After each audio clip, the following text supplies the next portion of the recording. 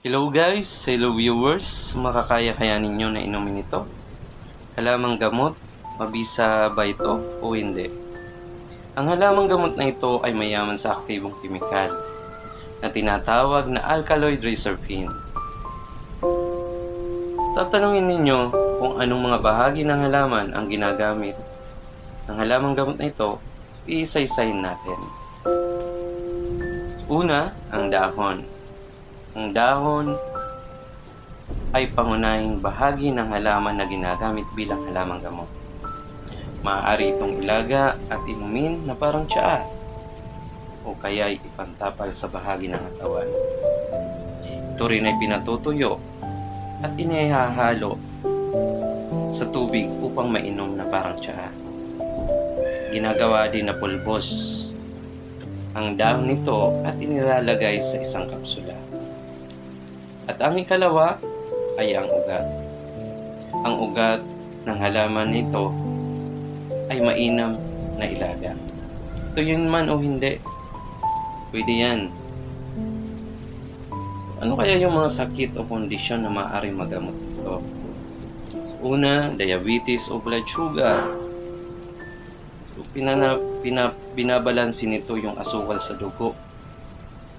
Kung kagat ng aso o ahas, lalabanan din yung infection o rabies niyan. Merong porikong, galis at fungus, pamamaga ng katawan. Merong malaria, merong sakit sa tayo abdo, merong lagnat. Yung merong prevision sa atake sa puso o stroke. Merong problema sa dugo. Yung merong ubong, walang plema. Kung meron kayong bulate sa inyong tiyan, so maaaring lunukin lang yung sariwang dahon nito para maalis yung mga bulate sa katawan. At yung panghuli, pwede itong gamot sa merong cancer. Pwedeng uminom nito, so maaaring labanan yung cancer cell sa katawan. So, ang gamot na ito ay napakapait.